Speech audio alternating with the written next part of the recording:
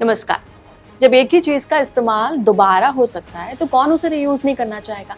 आप में से कई लोगों ने अपने घरों में सामान को दोबारा इस्तेमाल होते हुए देखा होगा।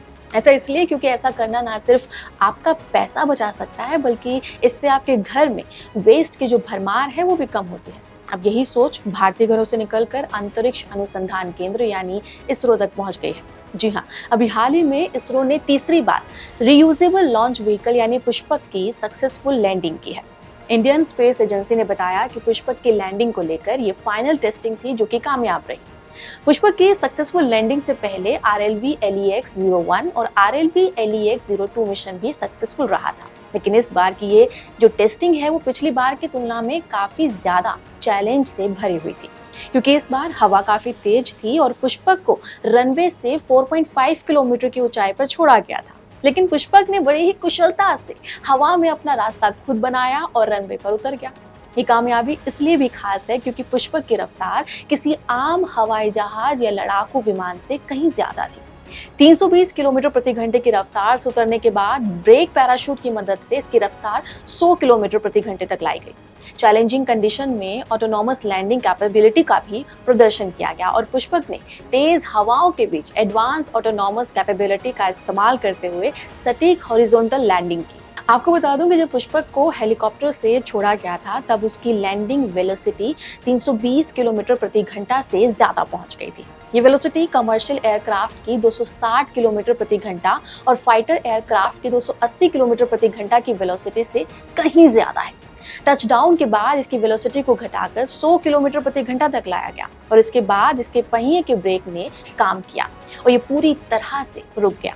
जमीन पर चलते हुए पुष्पक ने अपने आप ही बैलेंस बनाए रखा और रनवे पर सीधा चलता गया। खैर, जिन लोगों ने रीयूजेबल लॉन्च व्हीकल का नाम पहली बार सुना है, मैं उन्हें बताना चाहूंगी कि इसरो का रीयूजेबल लॉन्च व्हीकल नासा के स्पेस शटल की तरह है। स्पेस मिशन में दो बेसिक चीजें होती हैं, रॉकेट और उस पर लगा हुआ स्पेसक्राफ्ट। रॉकेट का काम स्पेसक्राफ्ट को अंतरिक्ष में पहुंचाना होता है। अपने काम को करने के बाद रॉकेट आमतौर पर समुद्र में गिर जाता है, यानी इसका दोबारा इस्तेमाल नहीं होता। लंबे समय तक पूरी दुनिया में इसी तरह के मिशन को अंजाम दिया जाता था। यहीं पर एंट्री होती है रीयूजेबल रॉकेट की। अगर हम बात करें नासा के पहले स्पेस शटल मिशन की, तो वो 1981 में लॉन्च किया गया था और आखिरी मिशन साल 2011 में लॉन्च हुआ था। इसके बाद नासा स्पेस स्टेशन तक एस्ट्रोनॉट को भेजने के लिए रूस सोयूज स्पेसक्राफ्ट का इस्तेमाल करने लगा। हालांकि अब private space agency space x के स्पेसक्राफ्ट से एस्ट्रोनॉट को स्पेस तक पहुंचाया जाता है और वापस लाया जाता है। नासा की ये स्पेस शटल टेक्नोलॉजी दुनिया की पहली रीयूजेबल स्पेसक्राफ्ट टेक्नोलॉजी है। नासा के पास पहला अंतरिक्ष यान भी है जो कि बड़े सैटेलाइट को ऑर्बिट में और ऑर्बिट से बाहर ले जा सकता है।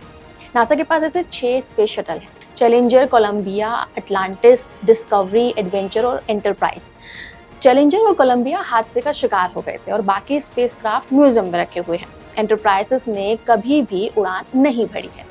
रियूजेबल रॉकेट के पीछे का आइडिया स्पेसक्राफ्ट को लॉन्च करने के लिए इस्तेमाल किए जाने वाले अल्ट्रा एक्सपेंसिव रॉकेट बूस्टर को रिकवर करना है, ताकि फ्यूल भरने के बाद इनका फिर से इस्तेमाल किया जा सके। दुनिया के सबसे अमीर कारोबारी एलन मस्क की कंपनी स्पेस एक्स ने सबसे पहले 2011 में इस पर काम करना शुरू किया था।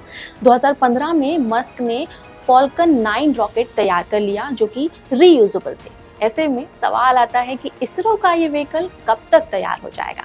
तो आपको बता दूं कि इसरो ने सबसे पहले मई 2016 में इसकी टेस्टिंग की थी और इसका नाम हाइपरसोनिक फ्लाइट एक्सपेरिमेंट था। इस मिशन में इसरो ने अपने विंग वाले व्हीकल RLV-TD की री एंट्री को डिमॉन्स्ट्रेट किया था। अब लैंडिंग एक्सपेरिमेंट यानी LEX को भी पूरा कर लिया गया। फिलहाल आने वाले दिनों में रिटर्न टू फ्लाइट एक्सपेरिमेंट और स्क्रैमजेट प्रपल्शन एक्सपेरिमेंट को कंडक्ट किया जाएगा। ऐसे में एक्सपर्ट्स को उम्मीद है कि इसरो का व्हीकल 2030 तक उड़ान भर सकने में कामयाब होगा। लगभग 2030 तक ये विंग वाला स्पेसक्राफ्ट अर्थ की लोअर ऑर्बिट में 10,000 किलोमीटर से ज्यादा वजन ले जाने में सक्षम होगा। सैटेलाइट को कम कीमत पर ऑर्बिट में लेकर जाना ये बहुत बड़ा काम होगा। रीयूजेबल लॉन्च व्हीकल से इसरो को स्पेस में लो कॉस्ट एक्सेस भी मिलेगा, यानी कि स्पेस में ट्रैवल करना सस्ता हो जाएगा। इस सैटेलाइट के प्रोजेक्ट की जो लॉन्चिंग है वो काफ़ी सस्ती होगी, क्योंकि इसे दोबारा इस्तेमाल में लाया जा सकेगा। इसरो का कहना है कि ये मिशन भविष्य में दोबारा इस्तेमाल होने वाले रॉकेट बनाने में भी मदद करेगा। आपके लिए इन्फॉर्मेशन कैसी थी हमें कमेंट बॉक्स में जरूर बताएं। फिलहाल देखते रहिए क्लिक इंडिया। नमस्कार।